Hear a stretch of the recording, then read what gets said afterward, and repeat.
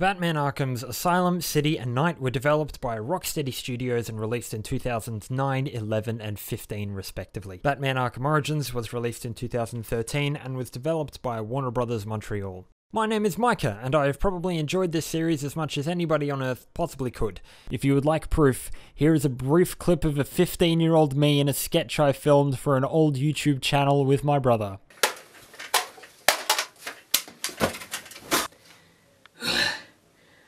You don't have to thank me. Now that that's done, on the Let's Play show that I make with a friend, we recently made our way through some of the Arkham games made by Rocksteady. I've been a fan of this series since before the release of Arkham City, nevertheless playing these games on a show and trying to show my unimpressed friend that they actually were pretty cool caused a great revelation. I had always enjoyed this series but had never seriously asked myself why. What is it about these games that I liked, and do I even still enjoy them like I used to? So in this video, what are you in for? You're in for a long form analysis of the Batman Arkham series that I made primarily for myself. This is my first attempt at doing something long form like this. I don't have a guaranteed audience for this video, this isn't my job, but I'd like to share my thoughts all the same. In order to write this video, I replayed every game twice this year, and for the first time, I played them all on PC, at max settings 1440p, with the same controller to try and get the most directly comparable performance of each game. Just a few more notes before we get started. This video is quite long, so there are sections of discussions. Here is the table of contents for you. This video is long enough for me to speak about a lot of things and cover a lot of ground, but it's by no stretch exhaustive. The original cut of my discussion was verging on 3 hours, so I decided to set myself a time limit so everything here would be a worthwhile topic. So there are a lot of strengths of each game as well as issues that I simply don't have the time to address. So I've tried to focus on the most important topics for each game and to try and speak about each game equally. My discussion of these games centers around the main games and stories. I've decided to almost completely exclude discussion of the DLC elements because I don't feel my commenting on them will really contribute much to the video. The exclusion to this, however, are the Catwoman missions. They were initially DLC, but are now included in the main story, so I will be commenting on these. That being said, here are some things to keep in mind about each title, and to have sort of in the back of your head while you're listening to me talk about them. Arkham Asylum is the simplest, most straightforward game in the series, so that means it's the easiest for me to talk about. Arkham City is the shortest game in the series. Arkham Origins was made by a brand new studio who, at the time of writing, haven't made a game since. Arkham Knight is the inverse to Arkham Asylum. It's got so much in it that it's quite difficult for me to talk about. Obviously, I will be discussing all of the games in their entirety, so if you don't want your experience spoiled, I recommend not watching the video. So just try to keep all those things in mind while this video is happening in or around your face. If you'd like to watch the individual sections, there are timestamps in the description, but the discussion of each element carries over the whole video, so I recommend watching the whole thing. So welcome to my Batman Arkham series retrospective. I hope you enjoy. Well, that was unexpected, wasn't it? Well, note to self, need stronger test subjects. Seeing as how I'm feeling generous, I'll give you this one for free. Knock me off, I dare you. End this. Pull the plug. Stop me once and for all.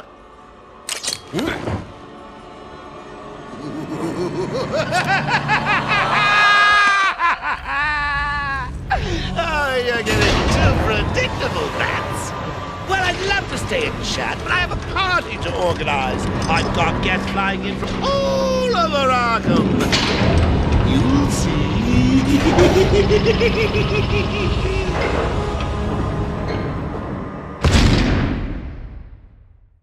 Okay, here we go. So, Arkham Asylum is a classic Batman-style story told within the spectrum of a video game. It's an introduction to the world, a number of the characters, and the most essential gameplay concepts of the series. The combat in its first form, the stealth, and the exploration in their first forms as well. Now, at the time, the game was quite important. It was a fresh take on bringing a pre-established and popular licensed character into games, using an accessible combat style and some fairly simple stealth to bring a legitimately full game to the consumer market. It was one of the first times that a superhero had been successfully translated to games in an atmospheric form, despite many previous attempts for Batman, Spider-Man, the Hulk, and various others. The new thinking Rocksteady applied to try and isolate what parts of Batman would work in a game and how to create game mechanics from scratch from those chosen elements is demonstrative of the love and care they would devote to this license over the years. Its own partial influence can be seen clearly in other third-person action titles since. Perhaps most importantly, it's the birthplace of a combat style that has now commonly seen in the genre,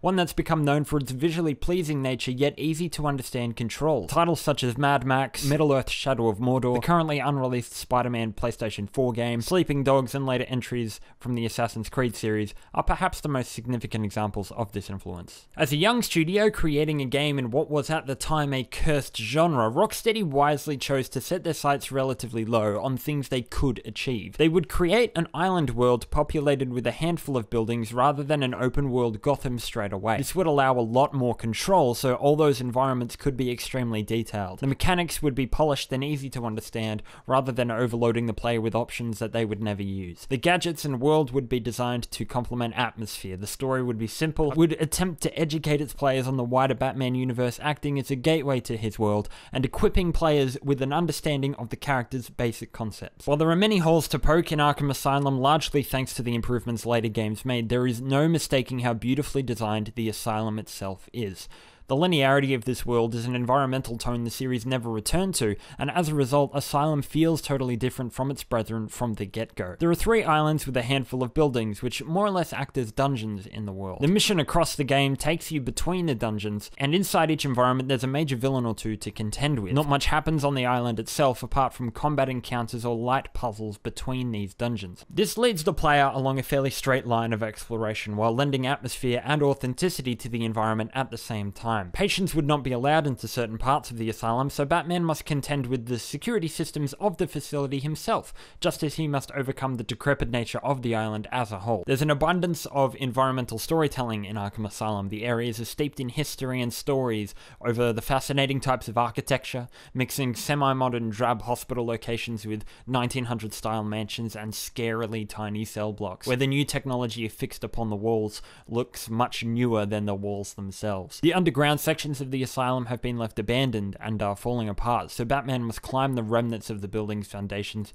to access different areas. In Arkham Asylum, there was only one glide section that offered this kind of break from the constant grunginess of the grounds. It wanted you to constantly feel the creepiness going on around you and used a variety of indoor constructions to remix the tone from time to time. The penitentiary feels different from the mansion, the botanical gardens feels different from the medical facility, and all the while these environments are peppered with hostiles and enemies, diluting what comfort could have been found in them. Each environment disconcerts the player in a different way. Navigating was a task to lend size to the environment. You ran from point to point, grappling and climbing. It's constant work, and it feels like work, and makes the asylum feel large and unfriendly. In a word, it's atmosphere. In 2 words, it's freaking sick. The way this game structures its semi-linear world is hardly the first of its kind, and is of much greater focus in Asylum than it is in any of the other 3 titles. The idea of dungeons is still implemented in the sequels fairly heavily. It's just what's in between that's expanded to a large degree. The growing body count, the decreasing number of allies, the evolutions of the kinds of enemies present, and the level of wear and tear both the island and Batman himself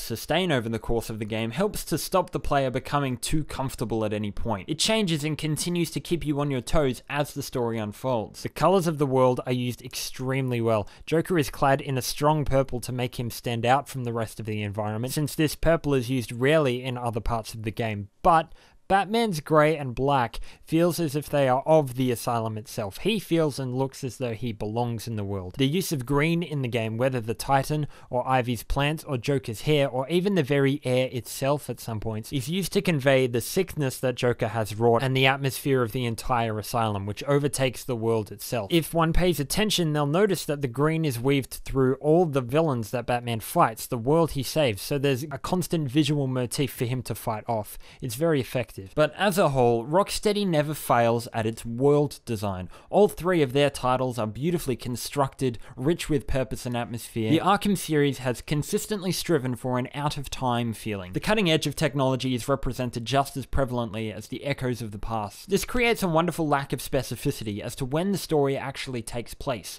whether it's today, 10 years ago, or 10 years in the future, and this is achieved in all 3 Rocksteady titles. Arkham Knight certainly feels and looks more technologically advanced feeling more modern on whole, but it's still difficult to really specify. It may be a feature of Asylum that is easily overlooked, that its environment feels the oldest, but it's nevertheless very worthy of praise. The Asylum legitimately feels as though Batman is off his footing, using his abilities as best he can on an island purposefully constructed to combat and delay him. Arkham Origins doesn't succeed quite as beautifully at its world design or atmosphere, however. In terms of the world, it implements the same map of Arkham City, which straight away doesn't fit the series' pedigree. Arkham City felt like one of Gotham's slums, so it does make sense as a part of Gotham in a prequel, but it was constructed for very specific purposes in Arkham City, purposes that Arkham Origins apparently isn't trying to replicate. It feels free in a claustrophobic way. Things are cobbled together, buildings and bridges are falling down and boarded up. There's remnants of industrial buildings as well as tourist museums and churches, and all of this is vandalized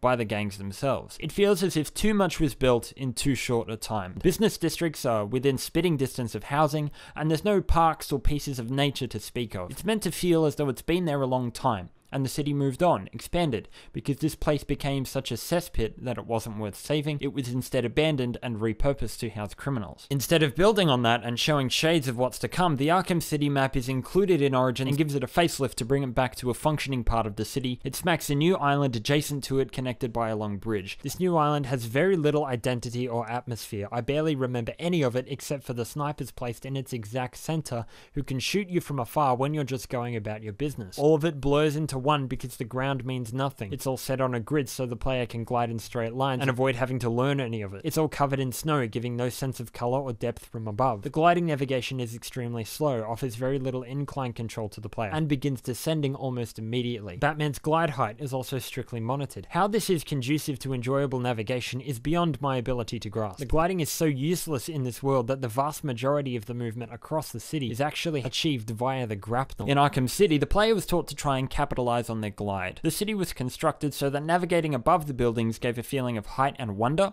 separating you from the scum below, but diving down re-entered you into this cluttered space. Re-entry makes you feel like a massive force. Lots of the areas don't flow from one another, there's lots of walls or fences in the way, so being able to go anywhere in moments with no trouble sets you apart from the prisoners. Whereas in Arkham Asylum, this distinction and separation relies on the gameplay itself. Look at this. Crouched atop the Ace Chemicals sign in Arkham City. The whole place is gloriously detailed, uses colors to create atmosphere, highlights of pink and green and blue standing out from the dull grey and the blue of the buildings, the pale and threatening construction of the walls, lending that sense of being penned in. It's also easy to forget how important the city skyline beyond the wall is to Arkham City. It creates a backdrop for you the entire way through the game, so it does look like a section of a city fenced off when you're looking for it. It gives the map a subconscious feeling of being part of something larger. Now check this out. I am standing in the same place of Gotham apparently 6 or 7 years prior, and if the progression of time in this universe adds in atmospherics, life, detail, and attention to the locations, then I'll concede that this makes sense and the world of Arkham Origins has actually been quite carefully considered. But the opening line of dialogue in the game is a cover-up for a poor world choice. Police and emergency services are urging Gotham residents to stay off the roads and in their homes tonight in light of the severe winter storm still managed. Which the game itself contradicts almost immediately. Just spend the evening here.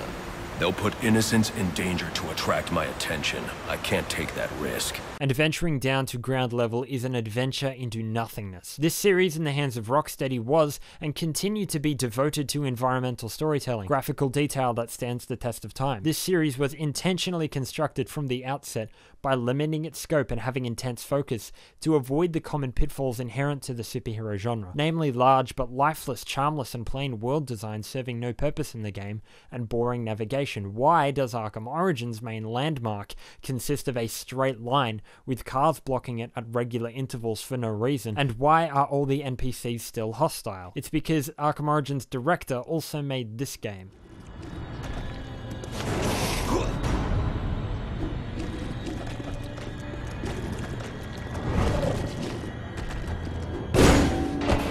Arkham Knight's world has to take the Batmobile into account, so it has to be large enough to house a man-sized man and a tank-sized car, feels suited to both, house a handful of gameplay elements for both of those means of play, reliable and enjoyable means of traversal for both, which are balanced and both hold a place in the world, be simple enough to memorize and call iconic, but complicated enough to feel like a real place, capitalize on indoor settings to tell stories just as well as Arkham Asylum and City did, all of which is based on a comic book city 75 years in the making that no one has attempted to to interpret into a fully 3D space this substantially before, and still has enough graphical detail to stand the test of time like Arkham Asylum and City have also done. Think about how many times Batman is on the ground in Arkham City and Origins. Most of the time it's at entranceways to dungeons, and he glides in between. Arkham City's streets are gloriously detailed, but the player barely ever ventures there apart from Riddler challenges and entranceways. Arkham Knight's Batmobile ensures that every amount of space on the ground is used too, meaning that the world feels much more fleshed out, as if it's one unit rather than the space in between a handful of other locations.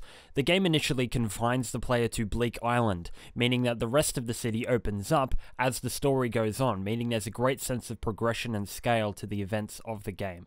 The Arkham Knight has taken parts of your city, and you must fight to get them back. This might not be the gaming world that I enjoy the most, the best I've ever seen, but due to its intense interwovenness of all these different kinds of gameplay in so many different locations and its comic book origins, what it's based on, this world might be one of the most complicated. I haven't seen another game offer this much vertical and horizontal detail. This is incredible. The idea of feeling like a huge force has been transplanted from Arkham City into Night, and due to the faster gliding, the larger world, and the Hot Wheels you own, this feeling is doubled in the air and given to ground movement as well. To that end, how much of this map in Arkham Knight I've memorized based purely off playing the game, how seamlessly it flows, and how easy it is to go from combat to car to tank car to gliding to stealth, and how often the world itself is changed from hub into gameplay arena, where every open section feels perfect for gameplay but also constructed with consistency and world detail, is worthy of nothing short of a standing ovation and a few loud whoop whoops. Gotham in Arkham Knight is absolutely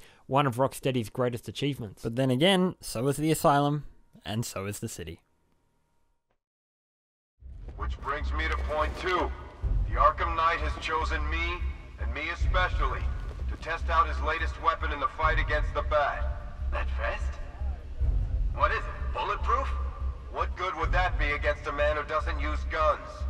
No. This vest offers a whole different kind of protection. What kind of protection? Should I be rendered unconscious while wearing this baby? It explodes. You're wearing a suicide vest? You're crazy! Don't you get it? Batman doesn't kill. Not even indirectly. With this thing on, that pacifist crybaby can't touch me. So what do you think, ladies? My money's on the Batman. Though you could say I have a vested interest.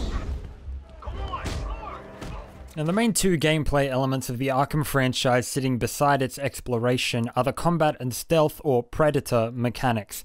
They're utilized in every title to varying levels of success, but they're central to the experience of each individual game and of the whole series. But before we get into that, let's back up a little bit. What is the one phrase that's tied to this series? What's the sentence, the borderline joke that critics and fans have used to review this series since its very first entry? Batman Arkham makes you feel like Batman. Feel like Batman. Really makes you feel more Batman. One was good, but Act 2 really makes you feel like Batman. Now, I have as much fun throwing this phrase around as anybody, but I have been guilty of using it unironically from time to time. Mostly I said it because I'd heard it said about the game, so I thought it must be alright. I used it far too often in the Let's Play show I played these games on, without even knowing, and ended up cornering myself. The phrase became a fallback for a critic to default to, and by extension, a kind of bias on my behalf to simply repeat to my friend on our show that the game feels like Batman in place of legitimate design discussion or critical thought. The significant problem I ran into was when my buddy Lachlan asked me a stupidly simple question. How do these games make you feel like Batman? Why do you feel like the Batman? How does doing this make you feel like the Batman? Specifics. Do you understand my question? How do these games make you feel like Batman? And it almost makes me laugh in hindsight, because while I don't feel there's anything inherently wrong with saying an Arkham game makes the player feel like Batman, the issue and perhaps the joke comes with the fact that no one explains how. This is a pervasive question that I'll be addressing in various forms over the rest of the retrospective. But in order to understand how the game makes the player feel like Batman, we'll need to address who Batman actually is, not as a whole character, but in these games specifically. So what is Batman at his core in these games? Well, it is a video game, so ideally the core Batman would be the Batman that the player is controlling. So it's the combat and stealth. As the only two mechanical gameplay through lines of the series besides walking, as the main draw of the games, and in the case of the combat, the most iconic and influential parts of this series, if you took out these two elements, the level design wouldn't make sense, the enemy design wouldn't make sense. So much of the game is built around these two core ideas, the combat and the stealth, and they dictate everything else. So the Batman of these games is made of the combat and stealth before he is made of anything else. What I propose is the level of consistency that each game needs to present for the characterization of its Batman is an incredibly important thing, and the feelings these two gameplay types evoke are central to that characterization, and how each game utilizes those specific feelings within the story is central to the narrative surrounding him. All of these blocks are built upon the combat and stealth. So what are the feelings promoted by these two gameplay elements? The combat of the games is quite easy to explain despite what I'd like to think. It's not a complicated system, most of the extras are essentially bells and whistles tied onto the core of striking and countering, although they do offer freedom to the player to decide how they would like to fight. It doesn't need to be a complex system, however, because the feeling it's attempting to evoke is aided by its simplicity. Batman standing in a room with 3 hostile men feels to me now less like a piece of cake and more like a brief task. This takes less than seconds, it's incredibly easy to do. So Batman standing in a room like this takes that feeling of a task and amplifies it into the main draw of the combat system. Ownership. Batman is the most powerful man in any face-to-face situation despite whatever odds he faces. Any adversaries, including bosses, are just hurdles of different kinds for the player to overcome to establish their ownership of the room, the space, and of the situation. Think about Batman's goals in these games. He's always very focused, undeterrable, and these goons throwing punches are simply people in his way. The combat is built to be an enjoyable system, yes, however Batman within it never looks or feels as though he's having fun. He's doing what he has to win, as dictated by the player to move past this obstacle. These different enemy types thrown his way are specific strategies the player will need to weave into the combat challenge. Different kinds of opposition to his power and the player's ownership of the space. To that end, I feel the more kinds of opposition Batman faces in the games increases the value of the combat substantially. The larger the groups are, the more difficult it is to win, the more pronounced that feeling of ownership and of power becomes. Apart from this, the progression of the complexity of enemy groups in these titles is essential. The ownership becomes nothing if the player is bored in place of engaged. Arkham Asylum and Origins suffer from this most of all. Origins doesn't do nearly enough to keep its combat fresh and uses it far too frequently, and Arkham Asylum's combat has been severely undercut by the speed and variety presented in the later titles. Arkham City and Knight have easily the most engaging combat in the series. Furthermore, the system is much more suited to group combat than one-on-one encounters. The series, I feel, only ever once succeeds in using the system in a single foe encounter to what I feel is something resembling consistency with the gameplay style outside of the set pieces. Most of the one-on fights all series long rely on gimmicks and singular strategies, dumbing down the player's ability to decide how they handle the task and establish their power in a way they enjoy. I'll preempt myself for the sake of a point here and say that I think Arkham Asylum is still pretty alright. I'm mentioning that now because I feel it spells out a very important point. In the Arkham series, I don't really care about boss fights very much. I don't go to the series for it because it's never a strength of the titles, and it's not built around these ideas. I care much more for the consistent areas of the game, the gameplay elements themselves, rather than the moments of spectacle. Yes, the spectacle is often quite cool, but I feel it often comes at the price of substance in this series. It's a strength of Arkham Knight that the majority of its boss encounters are remixes or ultimate forms on the established mechanics, rather than moments of on-rails fighting where the freedom over the elements is suspended to aid pre-designed spectacle. So the combat is all about ownership. Besides the combat sits the stealth or the predator mechanics. It's not a typical kind of stealth system structured around disentangling each enemy in a room from their consciousness rather than making your way through the stage, as is often the case in stealth. The stealth is built to promote the idea of these people are trapped in a room with Batman. They are all doomed. The mechanics can be described most simply as a reverse horror game, where the player is the hunter and the goons are the prey. Most of the Predator stuff is designed to take place in an open arena in Arkham, where the Batman sits above his targets, swoops down, removes someone, then leaves to repeat the cycle. I think it's an area Rocksteady had a lot of trouble evolving from game to game, the largest change being the rethought environments from city to night, and the speed the player can move at becoming faster and faster from game to game. Warner Montreal had similar trouble, deciding trying to crowd every stealth environment in their game with vantage points, giving little thought to the places as an environment that should exist outside the gameplay purposes it will serve, so each room not only offers no challenge but also no atmosphere. But maybe I'm getting very ahead of myself. Enemies becoming aware of where Batman is and firing at him is the threat posed in these segments. However, Batman's combat abilities makes these kinds of situations more an element rather than a game over. It's surprisingly easy to avoid the atmosphere this game type is supposedly trying to play into if the player is confident enough to run in fists blazing. This is a particular problem in Arkham Origins, since the combat skill tree actually forces you to purchase armor upgrades before you're allowed to get other things, so you can stand in the middle of gunfire and things don't end up really being all that threatening.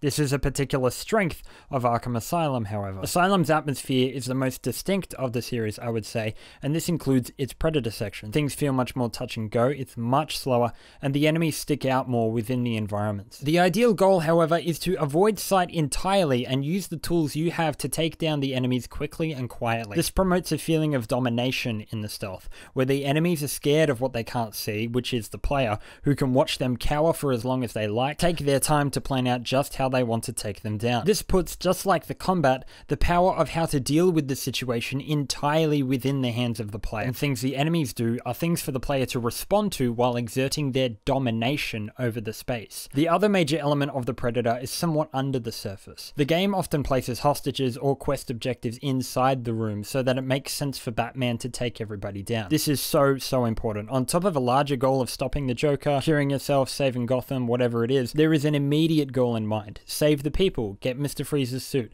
stop the bomb. So the combat's immediate goal of don't die is moved over to the stealth in this way, and it makes the player completing the task make more sense. There's a reason they're here. In Arkham Origins, such as the GCPD section, where Batman says he'll need to avoid detection and then is immediately required to punch people in a hallway, doesn't quite understand this idea. The most major change to grapple with over the series for players is that these two elements of combat and stealth are given a third dimension in Arkham Knight, that being the Batmobile, which adds new spins to the same feelings of these two combat and stealth styles. After 3 previous games, it takes a while to accept that the Batmobile is as much a part of Batman's character in these games as the two other elements. It informs as much of the overall design of the game as the combat and stealth, and is both the largest mechanical addition to the series since Arkham Asylum established the formula, and makes Knight feel the most outside of the franchise as well. The Batmobile is actually introduced to the game before the Predator mechanics, however, so Arkham Knight still nails the consistency of Batman's characterization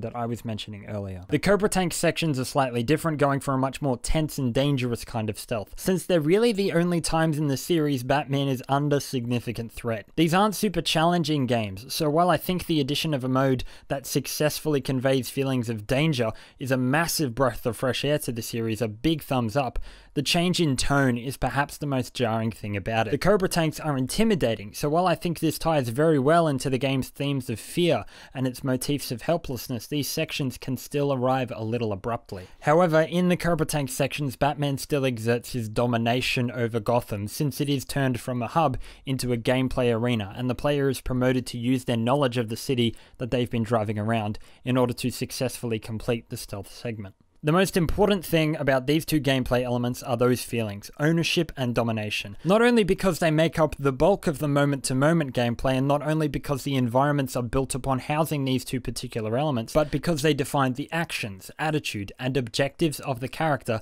that the player is controlling. How the story uses those feelings of ownership and of domination is what each tale is made of, and what each game is ultimately defined by. Therefore, the Batman's actions outside of the player's control need to feel in line with what the player can do in order for the Batman to be consistent, and for the player to be able to project themselves onto him, he needs to be consistent. It's just basic game storytelling, really. The character needs to be depicted within the bounds of the narrative in a way that feels true to the way the player is required to use his abilities. The feeling of being like Batman is the success of translating the feelings of the gameplay elements which define Batman into the rest of the game, into its entire umbrella. I'm leaving this text on screen because after the game overviews, I'll come back to this later. This is a very important thread of thought that I'll be addressing. Well, let's talk about each of the games individually and regroup back here later, see what we've learned. Hopefully, I can help you understand what I found while I went back and played the entire Arkham series. Get back here, Harley.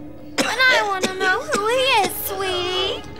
No one's who you think they are, my dear. Why spoil the fun? It was all a lie. There's nothing wrong with you. Nice of you to say, but you of all people should know there's plenty wrong with me.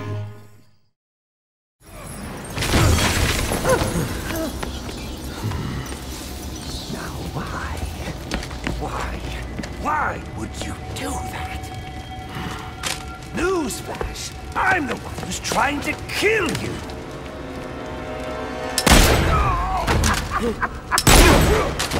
Those were two very, very bad men. Oh, the things they've done. You really don't want to know. They deserved death. Just like me. Freeze! Don't move, freak! I think he's talking to you. I will open this all up by saying that Batman Arkham Origins is probably the most subjective game in the series. Whether it's enjoyable or not depends almost totally on who is playing it and what kind of game they value. It's a polarizing game. I'm going to put this as politely as I can. I have tried so hard to find things about the game that are worthy of praise, things I can congratulate, and I am happy to say that I found some. But so many of these choices are so perplexing to me that restraining myself during this overview might be about as hard as forcing myself through the game in the first place. This is the only Arkham game I didn't relentlessly enjoy when it was released, and the only Arkham game I did not enjoy replaying for this retrospective. That says spades to me, and every single thing I say from this point on comes back to that. I don't enjoy playing this game. I will never play this game again. But instead of kicking the game totally, I'd like to discuss first of all what the game does well, or the worthy goals it aims at. By far the strongest thing in Arkham Origins is the cutscene direction. It's engaging, it's rewarding, it's full of character and life, it's stylish. The music of the game is very good, infusing Christmas themes with the villains, perfectly synchronizing with the action on the screen during its cutscenes. The colors all lend a different theme to each major moment of the game. The designs of the characters may not all fit beautifully alongside their older incarnations, but they're all quite striking, Bane and Batman himself in particular. The word I like for the tone of the game and designs is urban, and it helps to set the game apart more fully from an aesthetic and control standpoint than might be apparent. The boss fights sometimes make good use of the camera, also the Deathstroke fight in particular. It feels like a lateral fight, much closer quarters and more dangerous, but it's easy to see what's going on, transitions in and out of these moments very well, and allows the player to feel like a force as well as under threat. It feels like an even fight thanks to the camera. Batman's aggression in these scenes is a welcome characterization in the game. Roger Craig Smith plays Batman in the title, and when he's working the louder, more threatening material, he sounds quite convincing, more like an angry thug than Kevin Conroy does. He feels younger at the start of the game, although there are two different and very specific points where the characterization goes completely out the window. At the beginning of the game, it's actually very well stated. Batman isn't supposed to be real, goes a little too hard. This initially helps to bring the player into the game quite well. This is a different Batman, one who goes a little harder, one who likes more rock music. It's different and interesting to see. His synchronization with the beginning of the plot is notable as well. He's mad. It works. Batman's aggression in these scenes is, I surmise, an attempt to bring out the same aggression in the player, to have them feel in line with his frustrations and his angry looks while he's fighting these bosses. The emotional expression in his face and body is much more exaggerated than in other titles, making him, again, depending on who is playing, seem more lively, more real and more relatable, or more melodramatic and childish. The GCPD Jim Gordon plotline is a nice idea, almost touching on hints of his story from Batman Year One, one of his best tales. It's not written very well, it's not subtle or hugely interesting,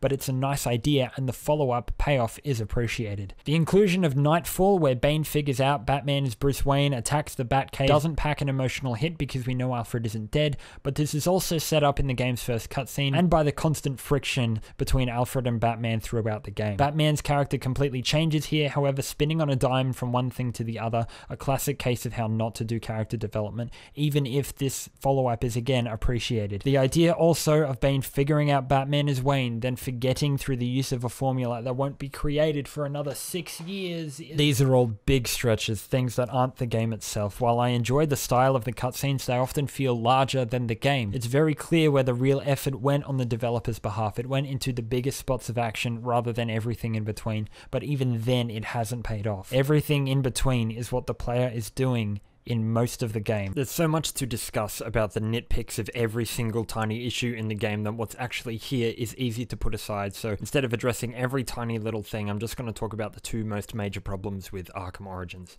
These are the hook and the world and dungeon design. The plot of the game tells you it centers around Black Mask and 8 assassins that he's hired to kill the Batman on Christmas Eve. The first mission does an apparently great job of establishing the tone of the game, a dungeon, then a boss fight. He returns to the Batcave after this mission where both he and Alfred give the player a debrief on each of the assassins, clearly setting up the story and what to expect. This would be excellent if the game hadn't been totally misleading the player thus far. Not only does Black Mask turn out to be the Joker, not only do most of the assassins not feature in the main story, but this environmental tone the game has established is completely written off and started fresh later on for something far less engaging. This story setup didn't require an open world, nor does the one they told instead. The final stage of the game takes place back at Blackgate Prison, isolated again from the open world. If the story isn't making use of the world, and the world is poorly designed anyway, why is it even here? But if I asked you what the story of Arkham Origins was, would you be able to tell me? What's the elevator pitch? I don't think you'd be able to give me one, even if you had played the game. If you'd said assassins hunting Batman, I'd tell you that's not the story. If you said the Joker tries to kill Batman, I'd not only tell you that's not the story of the game, but that isn't an interesting story to begin with. This is the problem with the hook in Arkham Origins, as in it doesn't have one. The story hook of Arkham Asylum is as simple as the Joker overtakes an asylum. Done.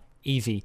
Great. Arkham City is Batman is poisoned in a super prison. Fantastic. Let me play that. Arkham Origins has a good hook, assassins hunting Batman, but ends up using this as a momentary distraction while the hookless main plot unfolds. If there is no central event to the story, what makes it worth making into a game? What is the game focused around? What concept or idea holds up the experience? If the game lies to your face about what it's going to be about, and then replaces that with meandering along to no clear goal for another 5 hours, why do I bother playing? The ultimate climax of the game is an idea introduced at completely the last second. I expect that the Joker's reveal is supposed to be the hook of the game, to see where he and the Batman began, but his reveal happens in a scene which not only totally disregards the way the player has been told to play Batman in the game, but the way the Batman is portrayed in the story itself. This scene is the exact point where the story goes from mediocre to straight up terrible. Let me explain what I mean. When there is a mandatory combat section right after this cutscene involving 2 hostiles holding firearms, and when Batman has been so aggressive and fast in cutscenes that his targets who happen to be arms dealers are passing out, this scene is incredibly difficult to swallow, regardless of the bait and switch in the first place and its effects on the story. There is no way he's going to stand still under the threat of firearms, allow this guy to not only beat a man half to death and threaten a civilian with a firearm and monologue at him, but to shoot him 3 times and explode the room, killing multiple other people. Either Batman is a young, ferocious bear of a thug in the game, or he is a man confused that a dangerous murderer who's trying to kill him was posing as a different dangerous murderer who's been trying to kill him, and asks that same man why he hired 8 other dangerous murderers to kill him instead of punching him in the face and apprehending the man. The Batman cannot be both of these things at once if the story wants to make sense, and cannot be both of these things if the player wants to feel invested in his character. If the aggression he displays in the cutscenes is supposed to and possibly does evoke a similar aggression in the player toward the antagonists, it should not be put on hold to facilitate the plot rather than employing the character within the plot properly. This is where his character goes completely out the window. So what I mean about the hook is that not only does the game lie to the player about what it's about and who their character is, it doesn't offer a good alternative to the feelings these initial sequences provided when it changes. Once the player finds out what the game actually is, which is nothing, they've already been playing it for 2 hours and might not understand why this is all suddenly so boring and different to what they had been enjoying. Next section. The world and dungeon design. I've already covered quite a bit of the world design in Arkham Origins and how it means very little to the picture of the game. But this laziness also translates to the dungeons of Arkham Origins, the actual levels themselves. Arkham City's museum is an excellent dungeon. It has an entrance hallway into a display area, down some stairs, more hallways to an open fighting pit, elevators that go to other places, a big hub with 3 paths branching off to different goals the player needs to complete, a pair of which they can beat in either order, and an interesting environmental challenge in the center, which teaches them something they'll need to know later in the game, but also changes halfway through the dungeon. Taking the time to look underneath the vandalism shows that this place really does look like a museum from the inside, is an environment for the players to walk through which changes, has its spots of gameplay placed cleverly within that environment to make it feel more like a genuine place, and to make it interesting, unconventional for the player, and different from the rest of the game. Arkham Origins dungeon design is so linear, so lacking in detail, that sometimes the original purpose of what room you were in inside the world is totally up for debate. I would like to show you the moment where this became the most obvious to me. This room in Bane's HQ is somewhere the player must go to complete the main story of the game. This is absolutely abominable. These places don't feel like real places, they aren't interesting to move through, the environmental additions of bodies and vandalism are always way over the top, and the way Batman needs to move through them is always incredibly convenient. If this Blackgate riot at the end of the game wants to feel like a spur of the moment riot sort of thing, why did every single inmate take the time to staple their mattress to the wall, help their buddy do the same thing, get all the spare ones out of the closet, and hang up their guard in their own cell while they were at it? The levels feel as if they've been designed as a straight line with things put in your path, usually combat or activating a single gadget hurdle, instead of as an environment first and then adding in the gameplay later. They don't feel like real places. In the GCPD section, the player makes their way down through the holding cells via the infirmary, up an old natural shaft to the evidence locker through a vent. When they go back down through that vent after collecting a single gadget, back through the infirmary and return to the holding cells area, people are hanging dead from walls, things are on fire, well, this game's 2D fire sprite at least, people are fighting, this entire place has gone to hell in the time it took you to go get a gadget, and apparently without making a sound. The structure of the dungeon of the final offer is remarkably similar to the steel mill in Arkham City. The player makes their way through a destroyed area, goes on into an open area where they fight a bunch of people overseen by a female accomplice to the villain they are chasing. They go off that path to a hostage stealth section, someone locks themselves in an office at some point and sends a big burly man your way, and when you finally get into the office you were trying to break into, things don't quite go according to plan. This is on top of it not seeming to be constructed like a boat at all in the first place, and more 2D fire sprites. The Royal Hotel section moves you through the tightest hallways, has so much destruction and death around you, has a couple of gargoyles on the exact spot Batman might need them, the environmental challenges the Joker sets up are just Riddler challenges reskinned, the game insinuates that the wind is too strong for Batman to leap out of the open window, and you think they would have taken the time to build the dungeon in a way that doesn't put it in your face that Batman isn't just grappling up the side of the building. Oh no. I mean, look at this, the Copperhead dungeon. You walk through the steel mill, you go through a wall, you go down an elevator, you go down another hallway to a Predator section, go back through the hallway, up the elevator, back into the environment you were in earlier, then leave.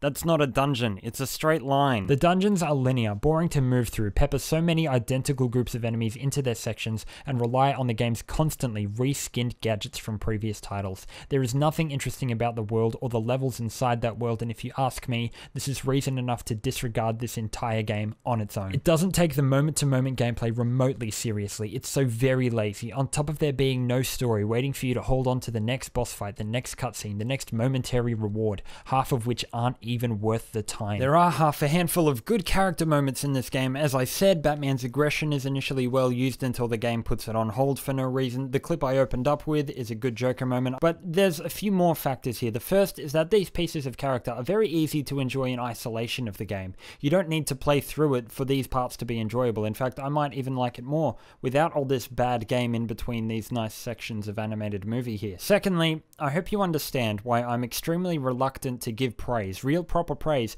to the few moments where the game has its inherently good, established, interesting characters, have an interesting confrontation and have some nice dialogue, when such a thing should be expected. When I need to look to the game portraying its characters in an intriguing way as a point of congratulations, instead of the interesting things the game could have done with those characters, something has gone very wrong. I would say Martin Jarvis does the best job at hiding this. He straight up carries the game at some points. So the writers don't get kudos for the proper acting, covering up their basic storyline, poorly utilizing established characters, which happens to be so divorced from original or coherent thinking, it manages to believe that including the tiniest elements of Batman Year One and Nightfall, or even Arkham Asylum itself, and the Killing Joke as well, makes up for it, abandoning the promising premise they began with and the promising IP. This story doesn't fit into the same style of the previous two games or the sequel that followed it, and the main reason is the scale that they've aimed for. In all three other titles, the environment acts as an arena for the story, as much a part of the setup as anything else, and provides a number of motivations for the player too, a reason for why they're doing what they're doing. My issue with Origins isn't that this has changed, it's not poor just because it's different, it's poor because it doesn't find an alternative. Why do I care about this? Because it's Batman? Nah, mate, nah. They failed to learn Arkham Asylum's most important lesson. Limit your scope and that makes for more control. And given that Warner Montreal were also a brand new studio at the time, you'd think that'd be their very first takeaway. The fact that they went for environments this big, with the momentum gliding and the big guns of the villains and everything in between, means that they've spread their resources so very thin and the story has no clear overarching goal to link everything together. And while the origins that the title is speaking about are the origins of the relationships of the characters to each other instead of their self-actualizations, nothing about it is built upon in a way that makes it feel big enough to fit with the rest of the story. This isn't an origin story in any way, shape or form, and if it had been, even though I'm trying to discuss what the game is instead of what it should be, it could have been a lot more interesting than it currently is. So these moments of Troy Baker doing a good enough Joker to make me forget for half a second how nothing this plotline is not worthy of your attention beyond the search bar of YouTube. Instead, the game retreats to Batman doesn't kill people for its story at the last possible moment, which is the easiest concept to fall back on. Then, it has Batman kill a man and resuscitate him because apparently that's not the same thing. Instead of good dialogue for these cool characters, we get lines like this. Batman just had his way with one of you. Now that's the spicy meatball. I've long waited for this moment. With your death, I will find peace. What the hell are you talking about, Bane? And the inclusion of Nightfall, because nobody can possibly tell a half-decent non-comic book story with Bane in it without including Nightfall. Ugh. The story has so little direction, tries to give the player reason as to why they are where they are in the moment, instead of giving them an umbrella of story to sit under. And in this series, it's absolutely crucial that umbrella is there. The game's arcs are all completely separated from each other, and the gameplay has almost nothing to do with any of it. It's a real shame. This had some really good pieces in here that just don't fit the way they should. I really tried to find more in this game to enjoy. I really did. I see a lot of why does Origins get so much hate online, and I can answer the question. It's because it's just not very good, unfortunately. If you like this game, I'm happy for you. I really am, but I just can't share. I just can't share in it. If you want a very specific reason why, I can point to the 2D fire sprites on the wall of the Blackgate Prison Predator stage, one of the very last pieces of non-boss related gameplay included in the story, and that'll be a scapegoat right there. This was the footage of the only moment where I enjoyed playing Batman Arkham Origins.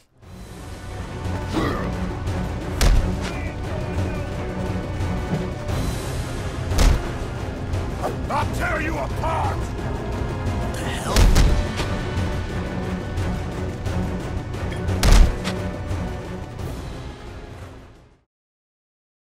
Hold it there. Sorry, Batman. Arkham staff only. I assure you, if anyone's qualified, it's... Listen, I appreciate the assistance, but he'll unsettle the more violent inmates. I think he's talking about you, Bats. Don't be a stranger. You're always welcome here. Gotta say, it's good to be back. You okay? He surrendered almost without a fight.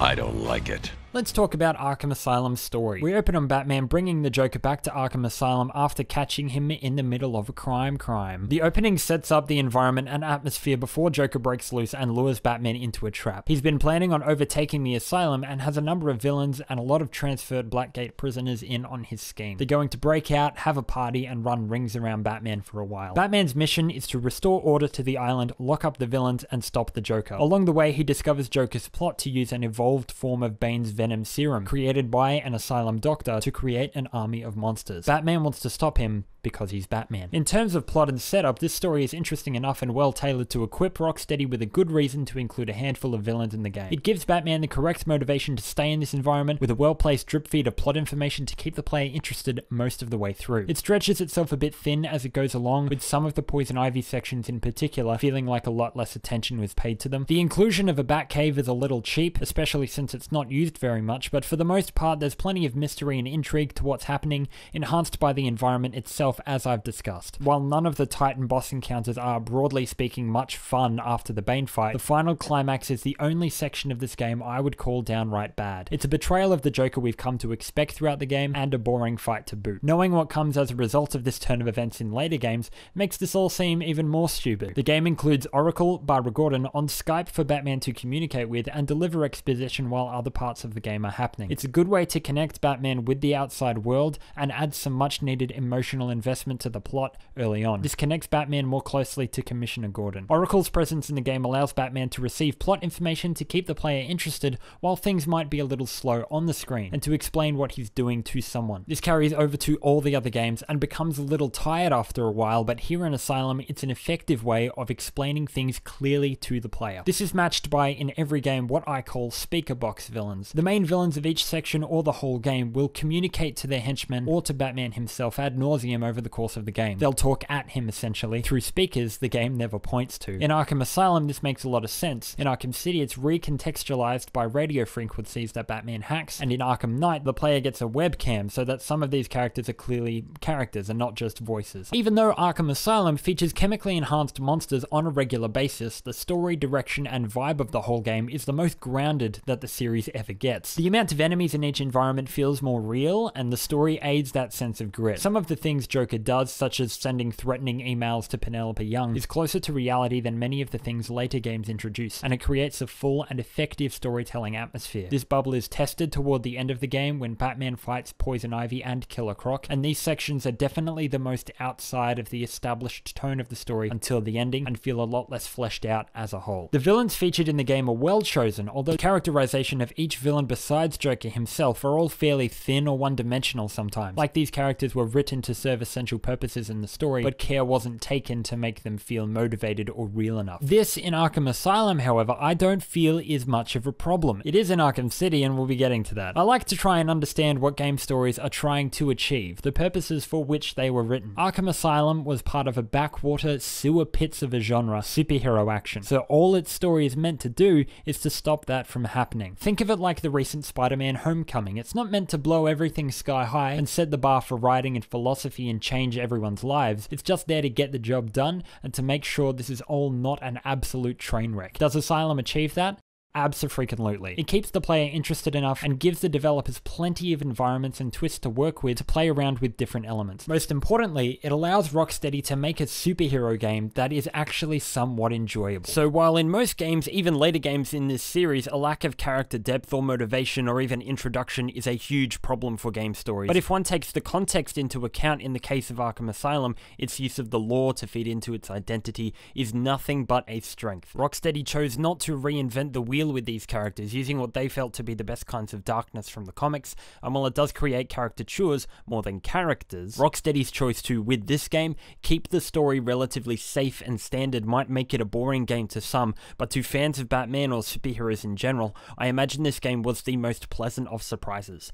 Here was a game using the best of comics to extend the lore in a new medium. Nothing else would have been a better option at this early stage. Where the problems start to arise is when Arkham fails to move past this to set itself aside as its own story, relying too heavily on other ideas to lend itself identity after Asylum had already succeeded. We'll be getting to this later on. So I actually think the story itself is quite tight. It makes great use of its setting to bump up the relevance of its plot, which feeds back into the environment and creates a story woven very closely to where you are or where you are not at any given moment in the game. But what about the gameplay? If we compare this to later entries in the franchise, how often Batman needs to fight a small group of enemies or complete a simple puzzle room or crawl through vents feels very limiting. The gameplay elements it employs are all functional, but there are so few, and the story is far longer than it needs to be to use what's here to full effect. For reference, it's a longer story than Arkham City. By the time you've beaten Scarecrow's first mission, you've seen nearly everything the game can offer you from a gameplay standpoint, and the only changes along the rest of your journey will be the environments. This is emphasized by the introduction of the Ultra Bat Claw in the late game, a gadget that never makes a return to the sequels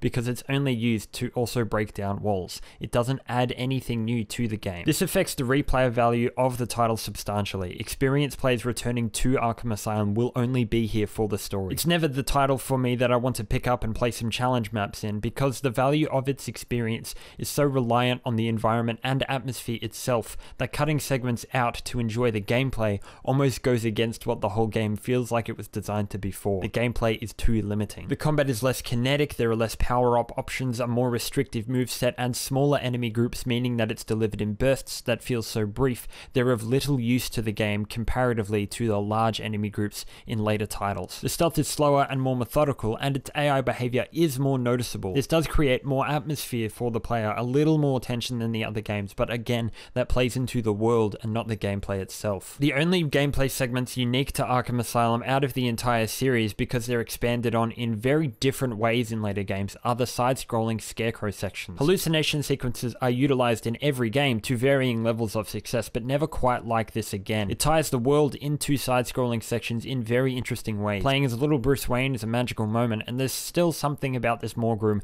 that is genuinely frightening to me. These are easily, therefore, the most unique parts of Arkham Asylum when placed against its sequels, but I wouldn't say they're worth playing the game for on their own. So the gameplay is where Arkham Asylum has the most trouble. It may have been able to make the player feel powerful back in the day when it was first released, but after playing the later games, how little Batman can actually do in this gameplay makes it much harder to buy into all of this. I quite like the way he's portrayed in the game. It's an extremely straight-edge version of Batman, but it's less detailed, and there's simply less going on with him. And these gameplay systems are too outdated to make up the slack that they just have to. The game's environments so completely outshine the value of anything you actually do within them that the final stage of the game, Joker's Party, comes at a time where the island feels like it's been truly exhausted of worthwhile content. If you want me to phrase it lightly, I'd just say this game can easily dip into boring. Batman never stops following a thread of plot, however. When he's thrown a curveball to deal with, it feels natural and justified for him to deviate to take care of that problem. He and the players succeed in their goal of stopping the Joker, of stopping every villain in the game, and whether this is delivered in story in a satisfying way is quite clear to me. There's a sequence right here at the end where Batman has very clearly won the day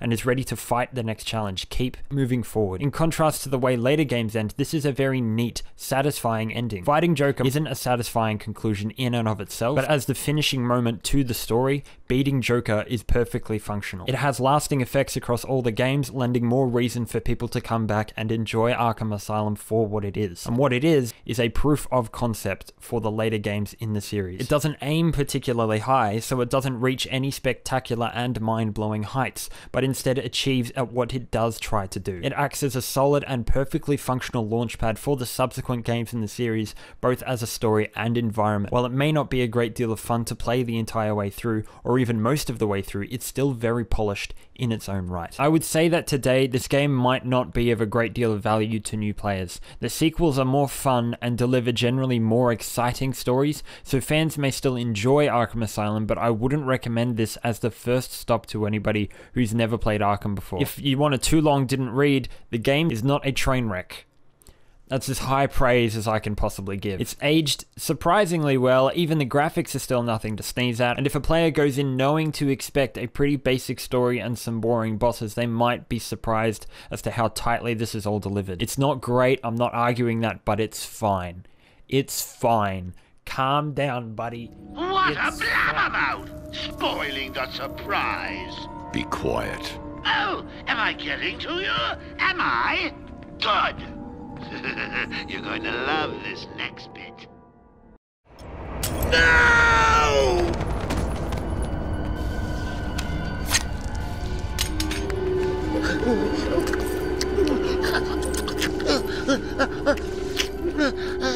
Are you happy now? Do you want to know something funny? Even after everything you've done, I would have saved you.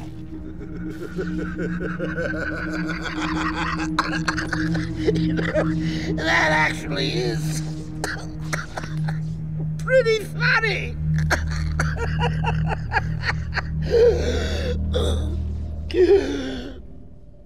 Alright, here we go. Batman Arkham City was released in 2011 to rave critical reception. The period of its release is therefore not a time I will soon forget. In terms of gameplay, Arkham City is a step up from Arkham Asylum in functionally every way. You can do more, it looks better, it's easier to chain. Everything you could think of, from grappling to evading, is faster, more responsive, and leads to a sleek set of mechanics. Batman controls beautifully, and it's a lot of fun. Bigger bosses, lighting effects for days, graphics as detailed as Rocksteady graphics always are, new momentum gliding mechanics, a handful of new gadgets, and a larger scope than Arkham Asylum in almost every way. But you know all this. I don't need to tell you that, functionally, this is arguably the smoothest gameplay the series ever has. Less options and less variety than Night, granted, but still, possibly the most polished. Nothing feels out of place in terms of control in any gameplay type. I don't need to bring up how you feel like the biggest kid in every room you walk into, what with all the enhanced AI and the most satisfying yells of surprise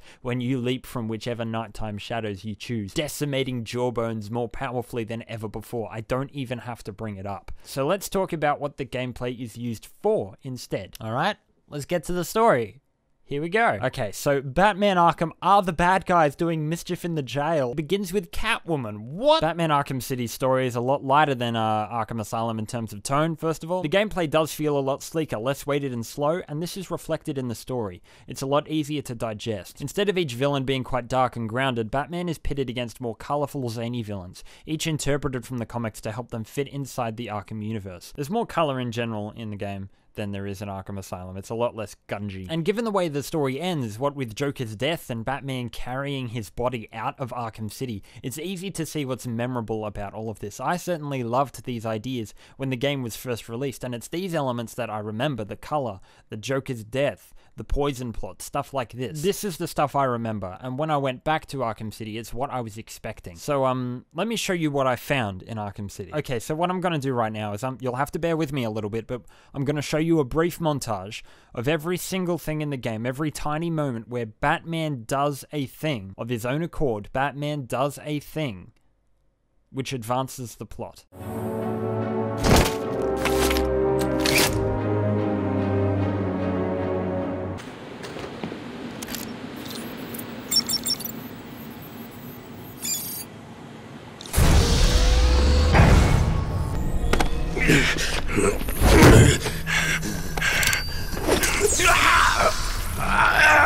Impressive, Batman. I doubted you would actually return. Oracle, shut this place down.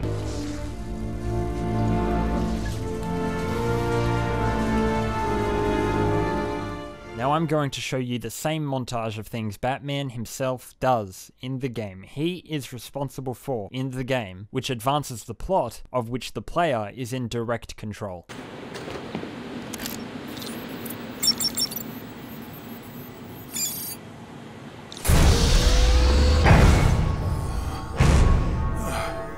Now I'm going to show you every moment in the game where Batman does something in the main story which advances the plot, which still would have happened if, in the game, he was not a moron.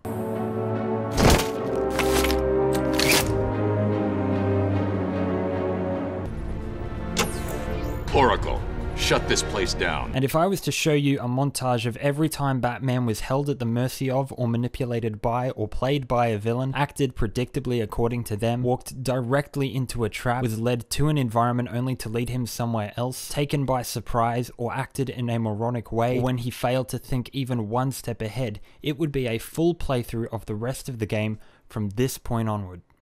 I feel I should thank you. Capturing Bruce Wayne is so much easier than Batman.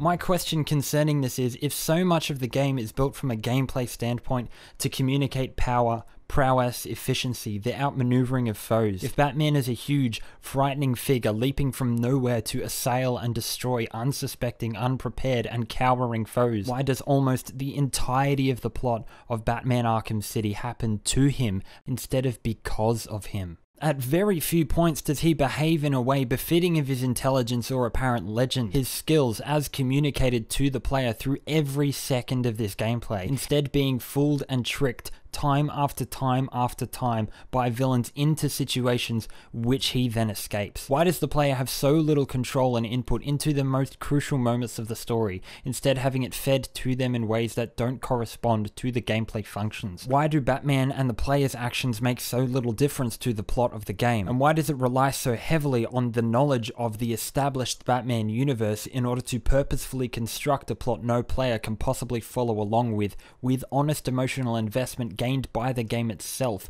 instead of by the game's concepts and inclusions? How does Batman consistently sucking at what he does, consistently failing to defeat and apprehend his targets, being continuously outsmarted and outplayed, almost always reacting to events instead of instigating them, make for a satisfying story to be a part of? How does the players barely ever finding answers or gaining rewards for their successes, being strung along a plot so padded out that the majority of it serves to extend game time, having their character continuously fail to act in ways they themselves would in cutscenes, make for a good story? When this scene happens, when the Joker dies, we as players are not upset because we couldn't save him. We're not shocked because it's a surprise. We're not glad because he just killed Batman's love interest. We're not astounded because it's a thrilling conclusion to a massive and emotional story. We don't miss him because he's been with us every step of the way. We remember it because he's the Joker, and oh my god, the Joker just died. And I'm afraid I have to keep going. If the main plot of the game revolves around Batman being poisoned, dying, desperately needing a cure, why does the game fail to communicate that desperation to the player consistently through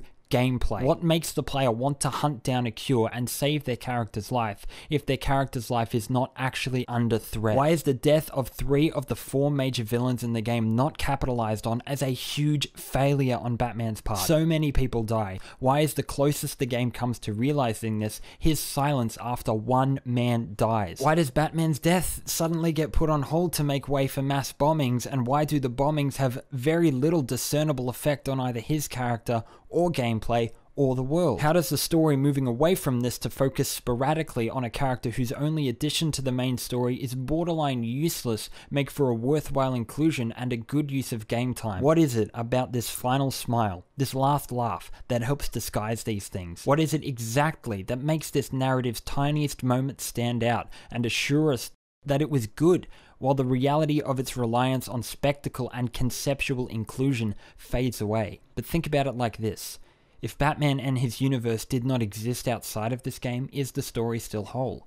Is it still thrilling and worth the time? Unfortunately, the answer is no. Regardless of whether I was seeking a psychological story or a comic book tale, Arkham City is a poorly paced, emotionally lacking narrative. Its characters are underdeveloped and limply introduced, relying so heavily on external knowledge and extra reading that the player's emotional investment into the story is based almost totally on said external knowledge. The moments that seem grand in the interim don't affect other parts of the story, because all these grand moments contain very little meaningful build-up and are only included in the game for their own sake. The story is rife with plot conveniences designed only to string out and exhaust its single thread of plot purely for the sake of variety. The inclusion of Catwoman's missions as a part of the story are a total waste of the player's time. The missions in the last 2 hours all rush to resolve themselves and result in a weak climax where nothing feels as important as it should. It fails to engage the player through gameplay in its climactic moments in ways meaningful to the story, to the plot, where its main character's quest clashes directly with the feelings communicated by its gameplay systems. It's completely lacking in subtext or thematic arcs for the player to dwell on and remember, swinging in grand and ham-fisted attempts at these ideas through boring, trite, and sudden monologues instead of by proper storytelling. It's an extremely short story and is filled with useless, cliched dialogue, totally lacking in justified, truly tense, and meaningful unpredictability and surprise. As simply as possible, I would say this. The entire plot of the game revolves around reversing the effect of a mistake that the player had no role in having been made, and this exact mistake is Batman failing to react in a way the player regularly does in the game. So as simply as possible, the entire plot of Batman Arkham City relies on Batman failing to counter an attack.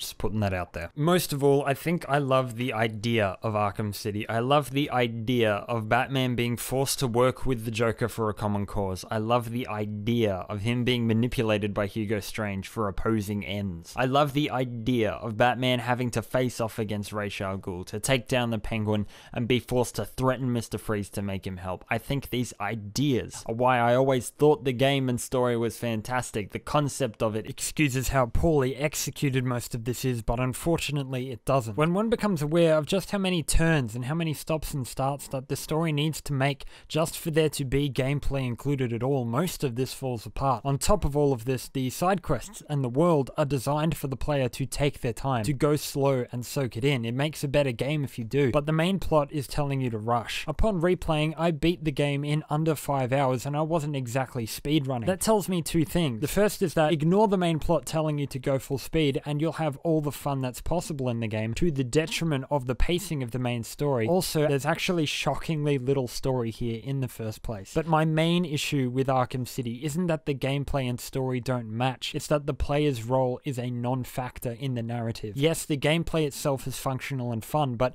it never feels as though that gameplay is used to accomplish anything within the story. As a result, you've got a game where the only thing the player does in the game, the only active role they take, is to move Batman from one area to the next. And personally, I can't imagine a less satisfying Batman story or Batman game to be a part of. And if you'd like to argue that the ending isn't meant to be satisfying, all I would say is that makes it even worse. So what are we left with? We're left with the gameplay you should try if you've never played Batman Arkham before. We're left with fantastic gameplay and detailed worlds. We're left with great character designs, exciting spectacle, and enjoyable navigation. We're left with these fantastic elements completely at the whim of one of the most pointless gaming stories I've ever been told. So if you are able to accept that huge chunks of this game, boss fights, quests, combat encounters, predator moments, dialogue scenes, could be completely removed from the game and the story would not change, you may still enjoy this. If you can move past the fact that the game is constructed almost entirely of scenarios designed to kill time, you may enjoy playing them anyway. This stuff is fun so long as you skip the cutscenes, ignore why you are where you are, and accept the all too common moments where you have to do something like scan a couple of helicopters while thousands of people are apparently being killed in a reveal the game has been building up since its first moments, then forget about it seconds after the bombs stop falling. This is still far more enjoyable than Arkham Origins because the world is cool, the places you go are cool, fighting the bosses is cool, some of this stuff is really cool. I imagine people who know the comics well think this stuff is a treat. The game is full of nostalgia for me personally, but in my case, scraping the bottom of the barrel of what should be a complete experience, finding that I'd forgotten so much of the story and discovering that none of it packs any kind of emotional punch is saddening to me. I guess I'll just stick to the challenge maps. They're pretty okay. You should have killed me. Yes, he should have. What kind of a man sacrifices his own daughter? And you lied to me. I thought you loved me, Bruce. I thought you were ready to join our crusade. Talia, Don't! You two deserve each other.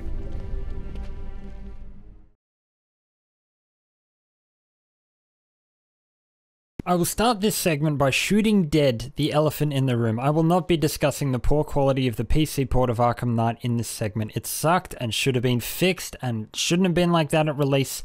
That does need to be said, but I will from here on be discussing the game itself.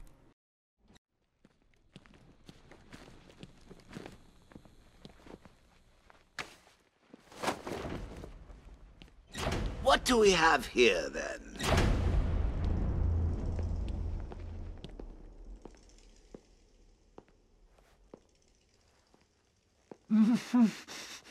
Wakey, wakey. What's wrong? Do you think I'm going to hurt you? Why? I'm not the bad one here. Oh, no, no, no, no. It's Batman. He's abandoned you, thrown you away like an unwanted puppy. Can I have him, Daddy? Oh, please, please, please, please, please. I'll take real good care of him. Anything to make you happy, Princess. Just make sure people know he's yours. We don't want him to end up back here, do we? No, we don't, Daddy. I want to keep him forever. No, please, no!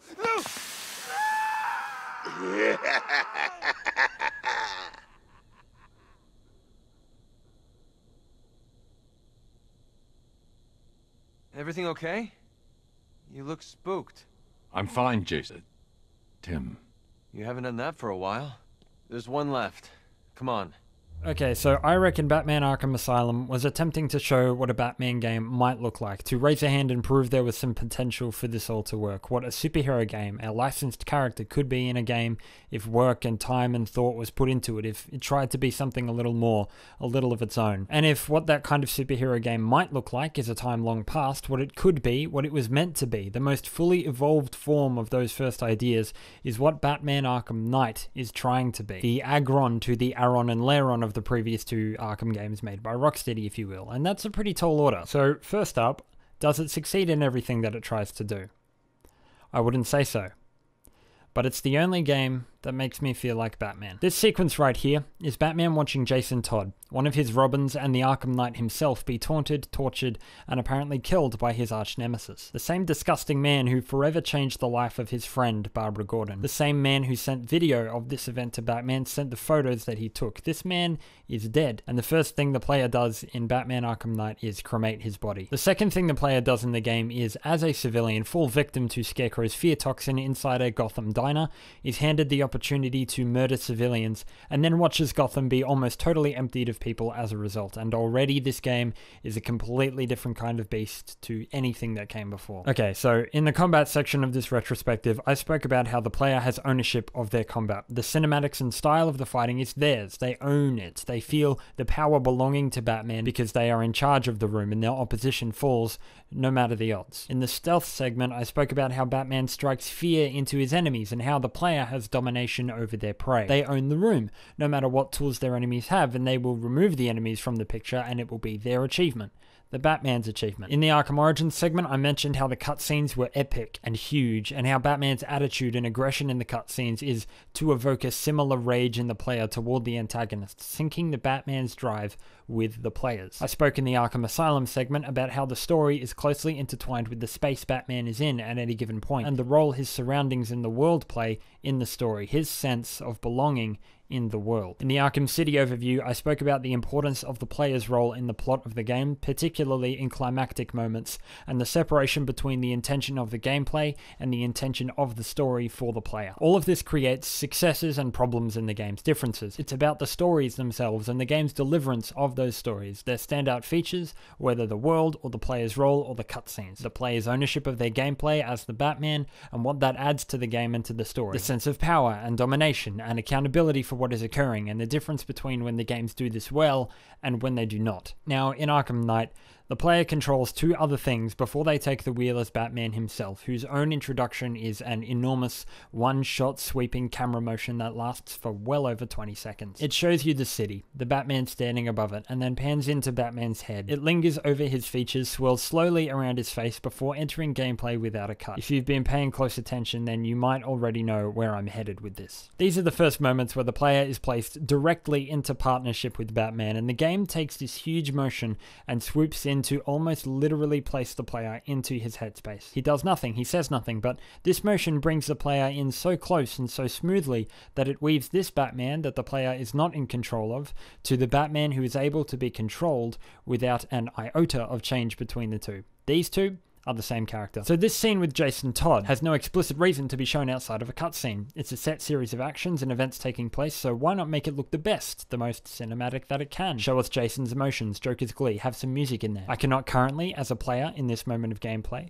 turn the camera away from these events. I can't turn Batman away from these events. I can't turn to see his face and see how he's reacting. I can't intervene with the events. I can't run. I can't punch. I can't crouch. I'm totally helpless. I can only move from side to side. This moment here in the cell as well. There's a big space of nothing. I can't run, I can't punch, I can't crouch, and this scene here will continue until I turn the camera away and allow the next sequence to start. This bit here where you're fighting Joker in Crime Alley, it's just meaningless fighting. I don't even have my gadgets. It lasts for as long as you like, pretty much. If you never use a takedown, this will go on forever, or until you die. This space here in Barbara Gordon's apartment is the same. There's a good 30-40 seconds of absolute nothing. I'm just helplessly watching her bleed on the ground in her own home. This is awful. I have to wait for it to fix itself. I have to turn away and stay here, utterly at the whim of this scene that I'm watching before I can continue. So, if I can't do anything in these scenes, why am I still in control? Could have been a cutscene just as easily, and it wouldn't have made me feel so utterly useless in the meantime. How is that different from Arkham City, bro? Excellent question. I'm glad you asked. Let me answer that in a roundabout and comprehensive fashion before coming back to this. Oftentimes in the game, members of Batman's team like Lucius Fox, Alfred, Robin, Oracle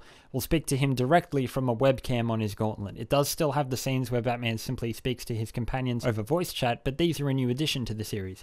He even hands a special FaceTime phone to Ivy and Commissioner Gordon at certain points in the story. But why not limit these to voice chat still? Why does Batman's head take up half my screen? Why do I have to pan around his face and look at him looking at his friends? And why do they always consistently tell me to meet them somewhere at the Clock Tower or Wayne Tower or the movie studios to continue the next thread of story? Why doesn't it all just keep going? Why do I have to keep picking this mission from my mission screen and chase it up? Why do they keep telling me that there are other villains around, other things I can do, when this is clearly the priority? Why am I in control of this powerful man if I am made to feel so helpless, and why does the game make me choose to keep going? Well, that's just it, isn't it? Batman Arkham Knight structures its story and the delivery of that story around these features from the previous games, and instead of failing at these specific things like Origins and City do, it succeeds. It aims to create a constant sense of ownership in the player toward what their character is doing in the game, no matter what he's doing. It uses that sense of ownership, of accountability, and involvement on the player's behalf for central features in its story, gameplay, combat, stealth, world, story moments, cinematics, and the game structure itself. The role of the gameplay, environment, story, and spectacle are also closely intertwined that it's difficult to see which is the more dominant feature, which of them is supposed to be the main event. I don't know for certain how important that point can be. So when the game says be the Batman, and when the idea of really feel like Batman is thrown around so much, Knight makes it its mission to give the player the best possible avenue into the head and emotions and actions of this character in and out of cutscene. You control everything Batman does in the game, you own it all, so why would the game intentionally break that to show you something without taking the player into account? You're with him every step of the way so that when you watch him it feels like the same character you were controlling half a second ago. In fact, you didn't even notice where the control broke. Furthermore, he wouldn't even be here if it weren't for you. When Scarecrow evades capture here at the end of the Stag airship segment, we are placed into first person to begin with to establish the connection between Batman's next choice and the player's action. Joker speaks directly to the player to set up the stakes of what's about to happen. We see a Joker-like Batman celebrating his strength displayed directly to us, his smile and changed eye color made obvious before he turns around. He's speaking with the Joker's voice and these goons are petrified, not scared in the way of, it's the Bat, but in a, oh god sort of way. The player picks them up and beats them into submission. So when Batman falls to his knees, it's a failure that we also succumb to, because we as players just gave in to the Joker. We don't even really know what just happened, and when this sequence finishes, the camera lingers on the back of Batman's slightly tilting head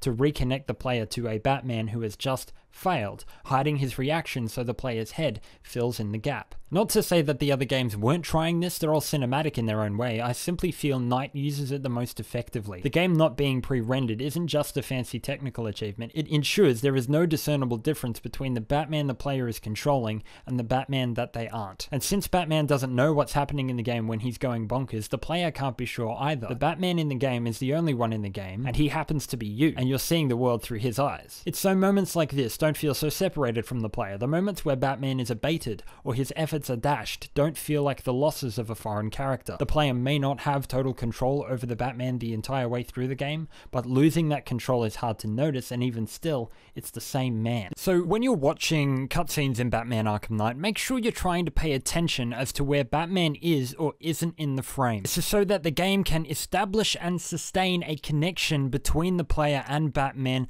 all the way through the game, and when he's not there, it means something. There's some kind of disconnect. Nothing huge, but just enough so that the player can subconsciously discern when they are observing a series of events from his point of view or from somebody else's. This moment with Poison Ivy, for example, has extreme close-ups of her but medium shots of Batman. Shows you shots of plants growing here and is more focused on Ivy herself. Batman's walking behind her, so I used to wonder why it didn't show the elevator doors opening from inside the elevator with her, where the camera is already. What it does instead is bring the camera back to have it over Batman's shoulder, the way it is in the game, so the player is on his side to reset where they're observing from, instead of simply watching it happen and to continue feeling more closely linked to Ivy within the scene. The next shot is a close of his face, the first we've seen in the cutscene, so the player can have a brief second before observing the next scene from his first person point of view to solidify this reset. The whole point of this scene is to get us to empathize and sympathize with Ivy by having it close and having us revolve around her and see the scene from her point of view, but then to bring us back to Batman for this next moment of gameplay. The moment here where the player controls Jim Gordon in a flashback sequence where Batman surprises him, Batman is wearing an older suit the player isn't anymore, so it makes Batman feel intentionally slightly separated from the player.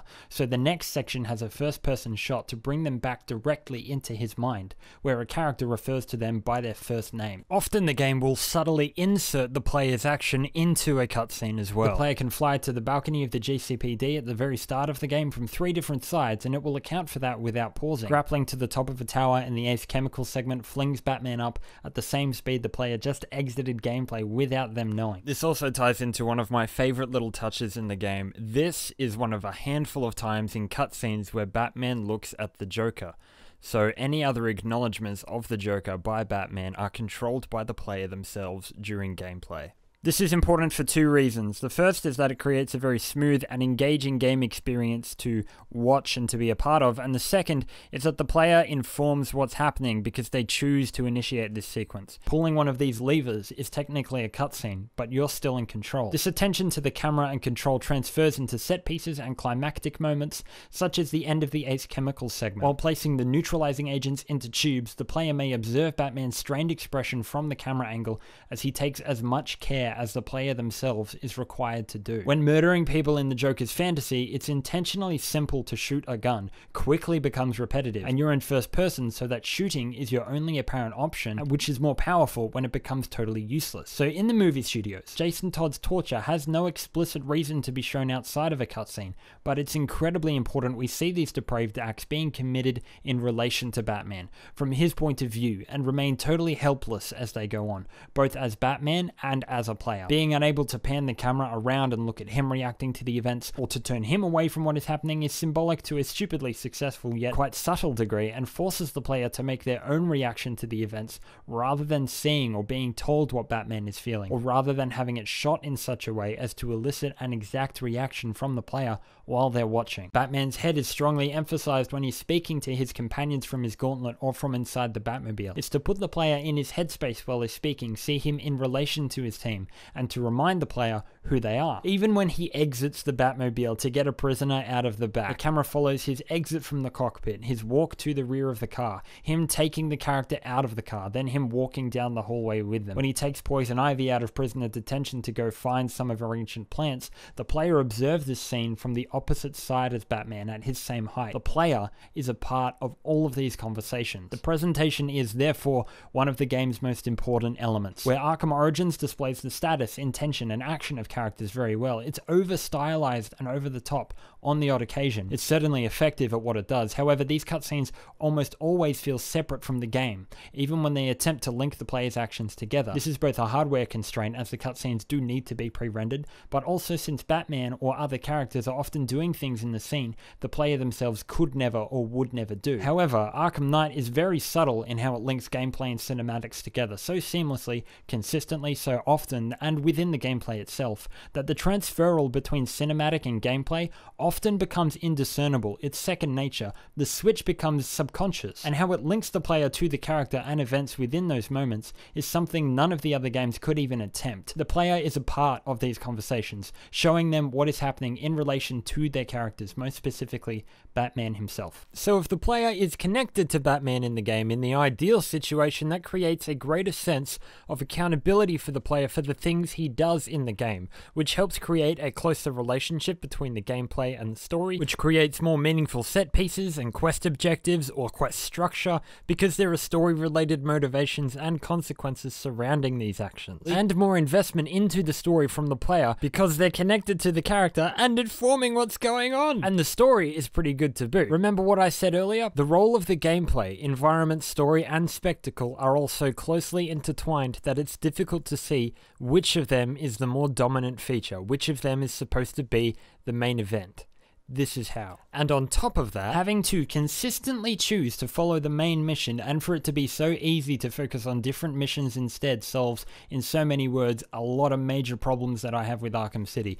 And it uses the best parts of Arkham Asylum's world design too. I, as a player, as the Batman, am moving this all forward. I'm chasing Scarecrow, I'm stopping his plan A so he has to move to plan B, and then I'm stopping that too. In the meantime, I'm choosing to hunt down Penguin, cure Kirk Langstrom, apprehend Two-Face, save the firefighters, stop Firefly, find out what happened to Lucius Fox, find justice for these mutilated victims, take back my city, one challenge at a time, with every single action that I choose to complete. Batman may fail in pursuits of those goals, or they may take a lot of steps. Scarecrow evades him, or the Arkham Knight disappears. But these stutters don't go on to then create entire storylines around Batman's lack of action, because all the steps and failures involve the player and are meaningfully contextualized by the Joker disease in the game, which is its own story as well. So to me it's clear as day with all this stuff in mind, but you still might be thinking to yourself, what's the difference between being pedestrian in Arkham City and feeling helpless in Arkham Knight? This stuff is happening to you all the same, there's no active participation. Well, I'll tell you the difference, here we go. In Arkham Knight, these occurrences of helplessness are not only part of a subplot, are not only extremely helpful for establishing supporting characters and telling their stories, another thing I complained about in Arkham City, not only is that helplessness the point, but of all these scenarios, all of them occur inside Batman's head. These scenes are hallucinations, none of them are actually events that happen in the game. They are in character, they're more in character than any other part of the story. Even if I am not an active participant in this event playing out, which I would argue I am, it's still presented to me as a player and keeps Batman in the equation as my connection to that helpless feeling. In Arkham City, Batman simply stands around while things happen instead of doing something about it, and there's never a feeling of intentionality for what the player has to do with the event. Furthermore, Arkham Knight already has the balance between feeling Batman's power via his actions in the Scarecrow plot. I mean, think about it. The Scarecrow story is Batman utterly dismantling each of Crane's plans one by one until he becomes desperate enough to kidnap people, and even when Batman gives up, Scarecrow can't overpower him. Not only is that a straight up badass storyline, it conveys the feelings of ownership and domination incredibly well. This man is unstoppable, and the only force that presents a genuine threat is the one in his head, the one he can't fight. How the hell do you convey that to a player? You do this. For Joker's plot to hit a different spot to the Scarecrow story, as in to hold a place in the game, for it to have legitimate stakes against Batman himself instead of against his city and best pals like Scarecrow poses, the game establishes that Batman is a capable and powerful man when he is in control and when the player is in control of him. The helplessness of these scripted events hammers home that the power he has, that the player has, will fall into evil hands should he lose that control. It displays the inevitability of his loss, which the player must then participate in directly in relation to previous losses that he has also suffered, and all the while it's all hallucinations that fool both Batman and the player. Finding out where the game ends and where Batman's head begins is something of a challenge at points. This gives the Joker figment a sense of genuine power that the real Joker lacked in previous games, and even still the player is involved in all of this. No, I can't crouch, but I'm in first person. I can observe this from any angle. I walked in here myself. These failures are also mine. They're directed at the player. Big old differences like these story moments spelling out massive shifts, not only in how the characters are portrayed in this story, but also in how the gameplay elements and the power they convey are used in the story being told. Feeling helpless here offsets the power of the gameplay beautifully, because this gameplay is sublime, better than it's ever been. There are stronger forces of opposition to your power helping create a greater sense of accomplishment to the victories, which are also needed to make the losses hurt more. The only thing Batman wins in Arkham City is his life back, recovered from him putting it in danger by being an idiot. I mean, if you want to stretch it, you can say that he took down Penguin, which I mean, congratulations, you locked up a guy who was already in jail. In Arkham Knight, the player gains victory after victory, constant rewards for their work standing as the last line of defense for Gotham, but are still haunted by this devil on their shoulder. These are emotional losses and moments in service to story and characters, not a device to set up a ridiculous gameplay scenario. But at the end of the day, let's look at this logically. Batman is suffering a debilitating condition in both of these games. In one of them, he's poisoned, and in the other, he's going insane. Do Batman's failures and stumbles in Arkham City successfully get across the feeling of him dying as a result of poison? No, most of them have nothing to do with that, and for the record, Catwoman's sections end with her being stupid and wasting her time as well. Does Arkham Knight make it feel like Batman is going insane? Yes, because none of this stuff actually happened, this guy isn't even here, you laugh in the face of a madman, then tell him you're not scared.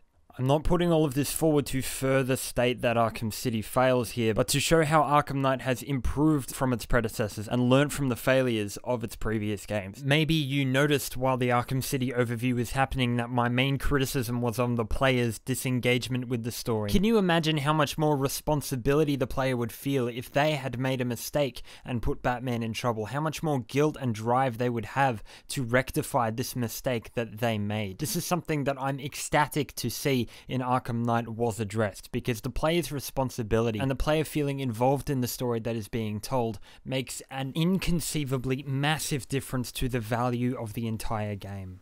So where Arkham Knight struggles the most is keeping all this excellence intact and threading this care and delivery through its every second. It's a very high bar to set for itself, and it does inevitably stumble. The weaker moments stick out quite a bit therefore. Are moments like not having nearly enough world ramifications for the fear gas cloud that covers all of Gotham, in which thousands of people were caught. Seems to be a bit of a running gag with Rocksteady that they only got right on their first time around. Massive world events like these should have massive world consequences. There shouldn't be an option to skirt around that. You need to have some longer lasting effects than some flaky weather stuff. It all but defeats the purpose of the segment once it's over. It feels completely separate from the rest of the game, and it didn't have to. This particular point is undoubtedly my biggest problem with the game. I love the plot event, it's crazy, I just wish they'd carried it back into the open world. These kinds of missteps are quite rare, but these kinds of things hurt nonetheless. Some of the side missions are clearly less impressive than the others, the end of Azrael's in particular, but overall they add so much value to the game and are weaved into the main narrative and goals so well that none of the other games can compete with this amount of varied content. While Arkham Asylum's world design emphasized Batman taking back the environment, getting it all under control again, the world is a big factor in the game,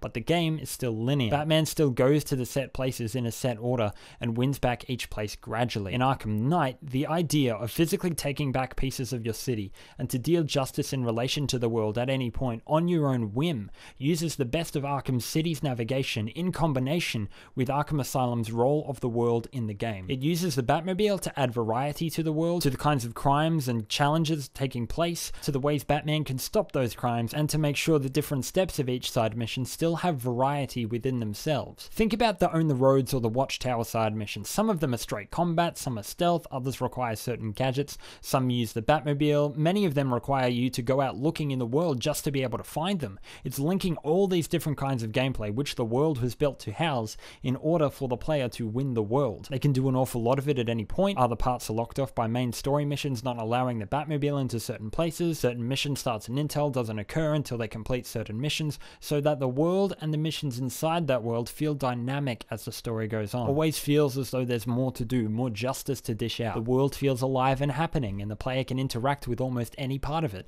and then go to the GCPD to see their good works rewards, be thanked by people, something that none of the other games have, an offset to all the off-screen violence that is occurring. If I was to speak about the story of the game at length, I could go into detail on a handful of well-developed, interesting thematic through lines present in the game. Whether it's the idea of fear or regret or legacy or loss, all of which are delivered with care and grace and subtlety. I could speak forever about the Joker figment in this game. The amount of depth present in his storyline in particular is highly worthy of study. I could talk about Poison Ivy's feature in this game. Her motif of nature always wins is perhaps central to the message of the game.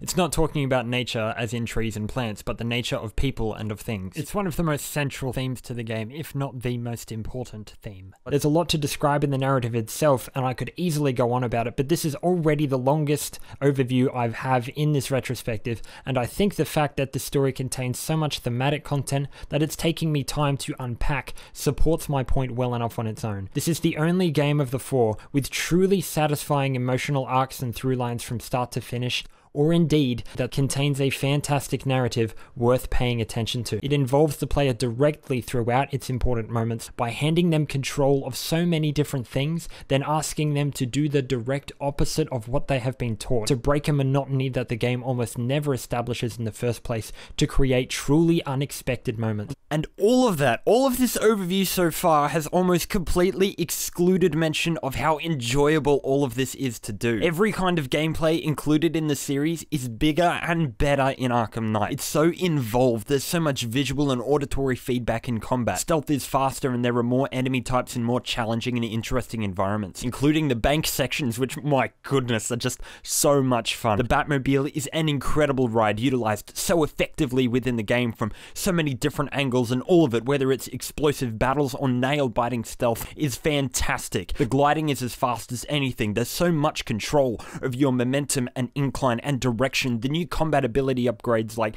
gadget takedowns are things of beauty. Playing this game is a joy. It's an absolute joy. Whenever I want to play Arkham, I always come to Arkham Knight, because every kind of gameplay included in the series is at its best in Arkham Knight, and it has so many small touches and little changes to functionality that none of the other games come close to offering. On top of this, Batman Arkham Knight is a choice-consequence narrative. I know that's a little weird to say, this isn't a branching path story, but when someone says the illusion of choice is present in a video game, usually it's a criticism to say that the choice isn't real, but the illusion of choice present within Arkham Knight is used as a way to help the player engage with the story unfolding, because they feel as if they are pushing the major events forward, which they actually are. It's the biggest difference between Arkham Knight and any of the other Arkham games. When he makes a choice beyond which mission, which crimes to stop, it's the players as well. And the game allows the players to choose or not to choose to do things in the game in subtle but very powerful ways. When Batman surrenders at the end of the game, the player must choose to do so, and can even back out. When he kills the Joker in his head, the player must choose to do so,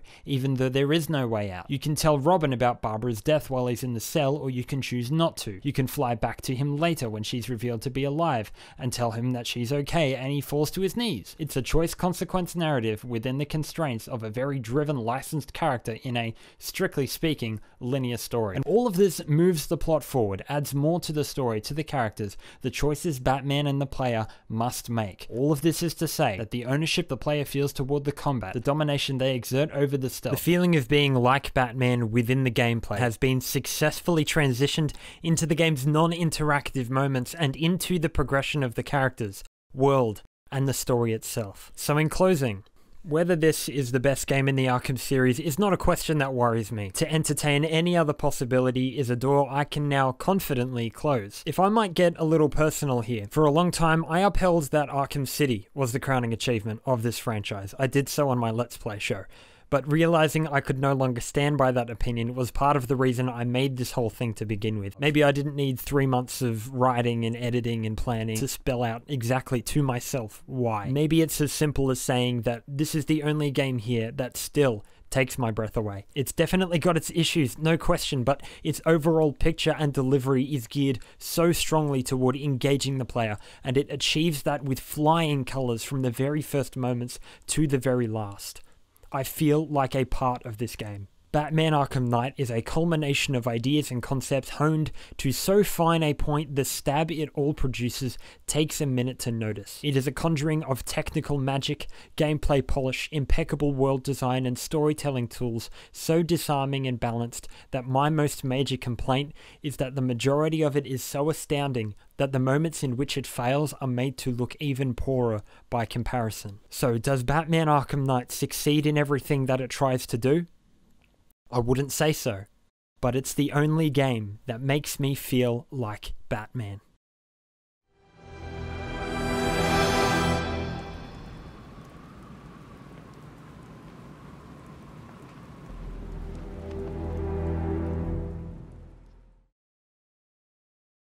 She's a good kid. I could watch those two all day. What a riot! And speaking of riots, here's a bit of civil unrest I cooked up just for you.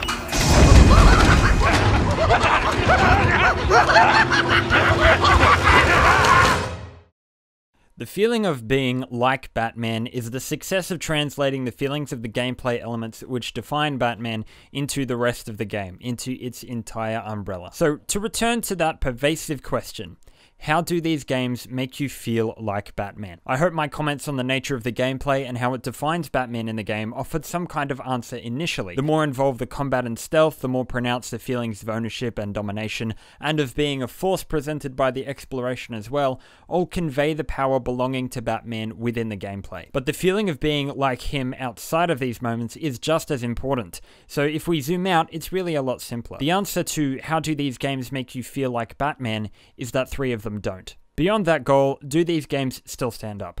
I think 2 of them do, and Arkham Asylum is one of them. You know it's a trap. Of course it is. It may be mostly consistent, albeit consistently a bit boring. The phrase "is what it is" applicable to Asylum almost more than anything, but if one gets past that, I still think there's a lot to enjoy here. I think the world, while still almost entirely square in construction, is not only an achievement for a young studio in 2009, but still a unique and effective world today. The gameplay is far less interesting than the later games, and the story, while it does what it has to quite well, is still basic and quite easy to disengage with. Taken at face value, Arkham Asylum is quite easy to put aside. But in the spectrum of the entire series, I think it's anything but. It's so interesting to come back and see where all of this began, and to learn what kind of thought Rocksteady put into getting these first steps right, designing and employing mechanics I'm certain they knew they could evolve in later games. This was never meant to be a be-all and end-all Batman game, so what it ends up being instead is worth your attention at the end of the day. I'm a fan of it, and I will play this game again. You should have watered them. You said you would water them. Now there's only one left, and Strange has it, sealed in his vault. Arkham City's gameplay is quite good. The world is very detailed, and the steps the game takes in these design areas in isolation are the right ones. However, the story and its delivery is lackluster at best. It's far too short to be noteworthy, far too reliant on outside ideas for both characters and plot events, and it never feels as though the effort the player has put into the game is represented by its characters in any regard, none of whom the player is prompted to or convinced to care about in the story, including Batman himself. The gameplay does not reflect the ideas of the story, and the story is a joke anyway. If one thinks the game is worth it for the challenge maps of a superseded but still solid combat system, go right ahead. The game represents something very special to me personally, given my history with the game and my devotion to it as a teenager, but I probably won't play it again for quite a while. Call them back. If Firefly blows the bridge, there's no telling how many will die. You're the reason those people are in danger. He's doing this for the bounty on your head. Give yourself up! I'm going to bring in Firefly myself. Don't send anyone else in until I tell you it's safe. You'll stay the hell out of this! You hear me? Arkham Origins has about an hour and a half of doing what it does kind of well before its confusion becomes intolerable. It has a cool boss fight, but then it's all downhill from there, and my, what a steep slope it is. It suffers from every story shortcoming it possibly could, pairing a lack of motivation and ham-fisted character development with the worst world and level design the series ever sees. The damage done to the picture of the game by these choices and oversights makes this game an irredeemable mess that not even shaky cam and lens flares can fix. If Arkham Asylum is worth the time to study, Arkham Origins is worth the time to laugh at. I will never play this game again. This game is a joke. I did ask if it came in black, but then I thought, you just get all jealous. And it's not as though Arkham Knight does everything perfectly from start to finish, far from it. But in terms of the series, the gameplay is at its best here. The game looks the best. It has the most in-world content. The dungeons are full of variety and fit seamlessly into the whole world, which itself is enough to praise this game highly for on its own. Even more than this, however, the story is easily the best of the series, not only because of its focus on thematic arcs and character relevance, but because the player is truly a part of its movement. Arkham Knight is without competition anywhere in the series. Not only is this my favorite of the franchise, but it's one of my favorite games. I'll probably play this game again as soon as I upload this retrospective, and will continue to enjoy playing it for a long time, because it houses everything these other games do in gameplay, but offers so much more as well. Max, wait! No, please! No! Goodbye, Joker. No! Bruce! Don't leave me! Please! I need you.